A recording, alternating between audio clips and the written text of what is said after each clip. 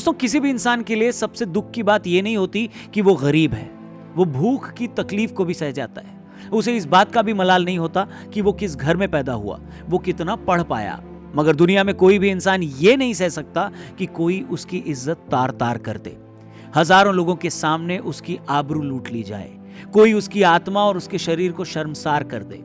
हालात चाहे कैसे भी हों, तकलीफ कितनी भी बड़ी क्यों ना हो, मगर गरीब से गरीब आदमी कभी अपनी इज्जत के साथ समझौता नहीं करता। मगर इसी समाज में जब दो औरतों को हजारों की भीड़ के सामने कपड़े उतार कर घुमाया जाता है, उनसे ज्यादती की जाती है, उनकी इज्जत लूटी जाती है और वो भीड़ के सामने हाथ जोड़कर खुद को छोड़ने की अपील करती रहती हैं और कोई नहीं सुनता, तो इससे ज्यादा दुख और तकलीफ की बात और क्या हो सकती है। एक देश और समाज के नाते हमारे लिए इससे बड़ी शर्म की बात और क्या हो सकती है। मणिपुर से आए हमारी बहनों के वीडियो ने पूरे देश को शर्मसार कर दिया है। हम 3 महीने से सुन रहे थे कि मणिपुर में हिंसा हो रही है, लोग मारे जा रहे हैं, उनके घर जलाए जा रहे हैं, मगर देश की मीडिया और हुक्मरानों ने उस पर कोई ध्यान ही नहीं दिया, उनके कान पर कोई जू नहीं रेंगी। मगर 19 जुलाई को जब ये वीडियो सामने आया तो इसने पूरे देश को सन्न कर दिया।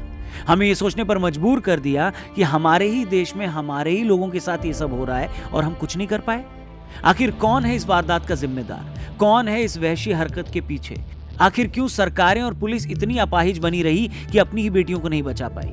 और देश का मीडिया इतना सोया कैसे हो सकता है कि वो पाकिस्तान से आई सीमा हैदर की तो सारी कुंडली खंगाल डाले, मगर 4 मई को हुई इस खौफनाक घटना का उसे तब तक पता नहीं चलता जब तक कि उसका वीडियो सामने नहीं आया।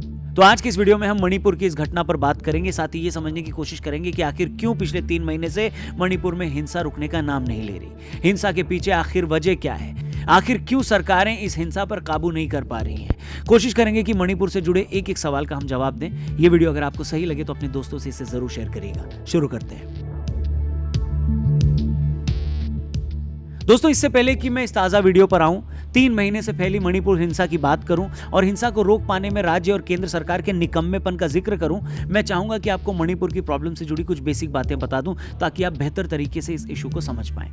तो बात यह है कि मणिपुर स्टेट में मुख्य तौर पर 3 मुख्य जातियां हैं। एक तरफ मैतेई हैं जो हिंदू हैं, जिनकी राज्य में आबादी 55 से 60% है, जिन्हें आजादी के बाद अनुसूचित जाति का दर्जा दिया गया। मैतेई हिंदू मुख्य तौर पर मणिपुर के 10% मैदानी इलाकों में रहते हैं। दूसरी तरफ कुकी और नगा जनजातियां हैं। कुकी जनजाति ईसाई समाज से आती है। ये लोग राज्य की आबादी का 20% हैं, मगर मणिपुर के 90% पहाड़ी इलाकों में यही रहते हैं। मैतेई जाति की शिकायत ये थी कि लैंड रिफॉर्म एक्ट की वजह से ये लोग पहाड़ी इलाकों में जमीन नहीं खरीद सकते, जबकि राज्य में सबसे ज्यादा आबादी इनकी ही है। इन लोगों की मांग थी कि इन्हें भी जनजाति का दर्जा दिया जाए ताकि ये लोग भी पहाड़ों पर जमीन खरीद सके। इसी को लेकर मैतेई ट्राइब यूनियन पिछले कई सालों से मैतेई समुदाय को आदिवासी दर्जा देने की मांग कर रही है, मगर कुकी और बाकी जनजातियों को यह बात कभी पसंद नहीं आई। 19 अप्रैल को मामला जब हाईकोर्ट पहुंचा तो मणिपुर हाईकोर्ट ने राज्य सरकार से कहा कि वो 10 साल पुरानी केंद्रीय जनजाति मामलों के मंत्रालय की सिफारिश पेश करे। इस सिफारिश में मैतेई समुदाय को जनजाति का दर्जा देने के लिए कहा गया, जिसके बाद कुकी समाज की तरफ से इसका विरोध किया गया। हाईकोर्ट के इस आदेश को सुप्रीम कोर्ट में चुनौती दी गई। कुकी समाज का कहना था कि मैतेई समाज का पहले से ही नौकरियों में दबदबा है। राज्य में 60 में से 40 विधायक भी मैतेई समाज से आते हैं। ऐसे में अगर उन्हें जनजाति का दर्जा दिया गया तो ये लोग पहाड़ों पर जमीन खरीदना शुरू कर देंगे और कुकी समाज हाशिए पर चला जाएगा। इसी को लेकर 3 मई को एक रैली निकाली गई और देखते ही देखते रैली हिंसक हो गई। कुकी लोगों ने मैतेई समाज के लोगों पर हमला किया, जिसके बाद मैतेई लोगों ने भी कुकी लोगों को निशाना बनाना शुरू किया। चर्चों में आग लगी, 2000 से ज्यादा कुकी लोगों के घरों को निशाना बनाया गया। वहीं कुकी इलाकों में रहने वाले मैतेई लोगों पर भी हमले हुए। लोग रातों रात अपने घर को छोड़ने को मजबूर हो गए। रात के अंधेरे में गर्भवती महिलाओं को घर छोड़कर भागना पड़ा। कई बच्चे पानी में बह गए। पिछले 80 दिनों से फैली इस हिंसा में अब तक 150 लोग अपनी जान गंवा चुके हैं। 5000 से ज्यादा आगजनी की घटनाएं हुई हैं। 7000 लोग गिरफ्तार किए गए हैं। हिंसा की 6000 वारदातें हुई हैं और 60,000 लोग राहत शिविरों में रहने को मजबूर हैं। देखते ही देखते जाति की ये लड़ाई ने धार्मिक रंग भी ले लिया। हमला चर्चों और मंदिरों पर भी हुआ। देखते ही देखते दोनों जातियों में इतना गुस्सा भर गया कि कोई भी मैतेई कुकी इलाके में रहने की हिम्मत नहीं कर पा रहा है और न ही कुकी इलाके में मैतेई जा पा रहे हैं। कुकी और मैतेई दोनों का सरकार और पुलिस से भरोसा उठ गया है। उन्हें लग रहा है कि उन्हें अपनी सुरक्षा खुद करनी पड़ेगी और हुआ ये कि लोग दूसरे की हिंसा से बचने के लिए खुद हिंसा करने लगे और हालात बिगड़ते बिगड़ते यहां तक आ गए। मणिपुर में इन्हीं हालात को देखकर 3 महीने से लगातार आवाजें उठती रही हैं। लोग सवाल कर रहे हैं कि स्टेट और सेंटर में दोनों जगह बीजेपी की सरकार है, फिर भी कोई एक्शन क्यों नहीं लिया जा रहा? देश भर का मीडिया उस पर ध्यान क्यों नहीं दे रहा? बड़े लोग क्यों इस पर कुछ नहीं बोल रहे? आखिर हर दिन लोगों को हिंसा में मरने के लिए क्यों छोड़ा जा रहा है? ये भी सवाल पूछे जा रहे हैं कि अगर मानहानि के एक मामले में राहुल गांधी की संसद सदस्यता चली जाती है, एक गलत बयान के लिए अदालत उनकी जिम्मेदारी तय करती है, तो मणिपुर की इस हिंसा के लिए राज्य के मुख्यमंत्री बीरेंद्र सिंह की जिम्मेदारी क्यों तय नहीं की जा रही है? क्यों उनसे इस्तीफा नहीं मांगा जा रहा है? अगर मुख्यमंत्री हालात नहीं संभाल पा रहे तो राज्य में राष्ट्रपति शासन क्यों नहीं लगा दिया जाता? मगर इन 3 महीनों में इनमें से किसी भी सवाल का कोई जवाब नहीं मिला।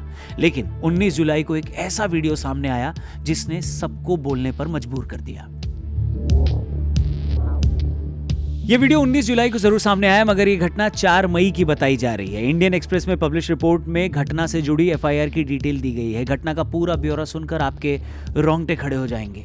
एफआईआर में पीड़ित महिला ने बताया कि थौबल जिले में 800 से 1000 लोगों ने कुकी लोगों के घरों पर हमला किया। इस भीड़ से बचने के लिए लोग अपने घरों से भाग रहे थे। इसी भीड़ में 2 महिलाएं और एक युवा महिला अपने पिता और भाई के साथ जंगल की तरफ भाग जाते हैं। पुलिस जैसे तैसे इन्हें बचाने में कामयाब हो जाती है, मगर तभी भीड़ पुलिस पर हमला करके इन लोगों को पुलिस की कस्टडी से छुड़ा लेती है।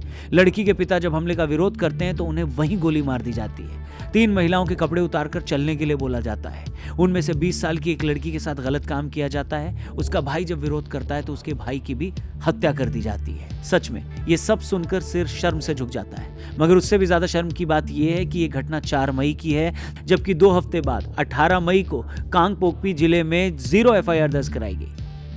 और 2.5 महीने के बाद इस मामले में पहली गिरफ्तारी तब हुई जब घटना का वीडियो वायरल हुआ। मतलब जिस घटना में 2 लोगों की मौत हो जाती है, एक लड़की से रेप होता है, 3 महिलाओं को बिना कपड़ों के घुमाया जाता है, उस मामले में 2 महीने बाद सिर्फ 1 गिरफ्तारी होती है। जी हाँ, सिर्फ 1, वो भी तब जब उस घटना का वीडियो वायरल हो जाता है। इससे आप समझ सकते हैं कि मणिपुर में पुलिस प्रशासन कैसे काम कर रही है। इसके बावजूद मणिपुर के सीएम का रवैया देखिए। जब एक टीवी चैनल ने उनसे इस वीडियो के बारे में पूछा तो वो कहने लगे कि अरे आपके हाथ एक वीडियो लग गया तो आप इस बारे में पूछ रही हैं, ऐसे तो सैकड़ों मामले हुए हैं, तो क्या ये शाबाशी की बात है? हैरानी की बात यह है कि हद दर्जे तक खुद को नकारा और इनसेंसिटिव दिखाने के बावजूद अब तक मणिपुर के सीएम की बर्खास्तगी क्यों नहीं हुई? इतनी हिंसा के बावजूद राज्य के सीएम का अपने पद पर बने रहना और बीजेपी का उन्हें इस पद पर बनाए रखना लोगों की भावनाओं का सरासर अपमान है। जब गुजरात, कर्नाटक और उत्तराखंड जैसे राज्यों में बीजेपी रातों रात सीएम बदल देती है और कोई चू भी नहीं करता, तो मणिपुर में आखिर ऐसी क्या मजबूरी हो गई कि वो अब तक ये काम नहीं कर रही है? मजबूरी जो भी हो, मगर बीरेंद्र सिंह का एक पल भी सीएम पद पर रहना पीड़ितों की भावनाओं का मजाक है। दोस्तों, भीड़ कितनी भी हिंसक क्यों ना हो, कितनी भी अराजक क्यों ना हो, लेकिन अगर सरकार चाहे तो ऐसा हो ही नहीं सकता कि उस हिंसक भीड़ पर काबू न पाया जा सके। कश्मीर का उदाहरण हमारे सामने है। मणिपुर तो स्थानीय जातियां एक दूसरे के खिलाफ हैं। कश्मीर में तो सुरक्षा एजेंसियां ही भीड़ के निशाने पर थी। हिंसक भीड़ के बीच छिपे आतंकियों का पता लगाना भी मुश्किल था। कौन किस कोने से हमला कर दे ये पता लगाना भी मुश्किल था। ऐसे माहौल के बावजूद अगर भारत सरकार कश्मीर से धारा 370 हटाती है, वहां हिंसा भी नहीं होने देती और कश्मीर धीरे धीरे सामान्य हो जाता है, तो मणिपुर में हम वो काम क्यों नहीं कर पा रहे? जो पुलिस और अर्धसैनिक बल कश्मीर जैसी जगह में कारगर हो सकते हैं, वो मणिपुर में कैसे फेल हो गए? इससे साफ लगता है कि इस हिंसा को रोकने की शायद ईमानदार कोशिश नहीं की गई। शायद एजेंसियों ने अपना काम ईमानदारी से नहीं किया, वरना ऐसे कैसे हो सकता है कि हिंसक भीड़ पुलिस के कब्जे से लड़कियों को छुड़ाकर उनके साथ ज्यादती कर जाए, उनकी इज्जत तार तार कर दे, लोगों के कत्ल हो जाएं और पुलिस कुछ भी न कर पाए? हैरानी यह भी है कि 3 महीने से मणिपुर जल रहा है, मगर नेशनल मीडिया ने भी उस तरफ वैसा ध्यान नहीं दिया। मणिपुर की हिंसा पर वैसी बहसें और डिबेट्स क्यों नहीं किए गए जैसी राजनीति और सीमा हैदर जैसे मुद्दों पर होती हैं? क्यों नहीं इस मामले पर नेताओं को कटघरे में खड़ा किया गया? आखिर क्यों अपने ही लोगों को अपने ही देश में अपने ही लोगों के खिलाफ लड़ने के लिए खुला छोड़ दिया गया? और आखिर क्यों कुछ लोगों ने इस पर कभी बोलने की जरूरत नहीं समझी?